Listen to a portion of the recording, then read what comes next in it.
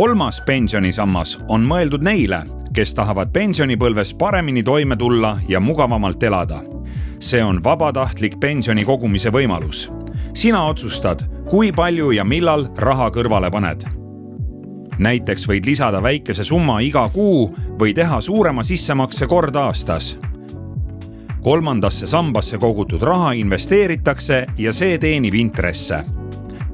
Kolmanda samba sissemaksetelt, mis ei ületa 15% sinu aastasest brutotulust ega 6000 eurot aastas, saad tulumaksu tagasi.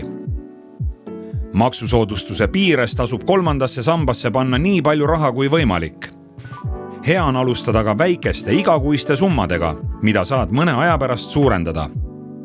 Sul on õigus kolmandasse pensionisambasse kogutud raha välja võtta ka enne pensioniiga, kuid soodsam on seda teha pensionieas. Investeerimine kolmandasse pensionisambasse on kindel samm unistuste pensionipõlve suunas. Mida suuremaid sissemakseid teed, seda suuremat sissetulekut kolmas sammas pakub. Lisainfot leiad allolevatest videotest või eesti.ee pensionisündmusteenuse lehelt.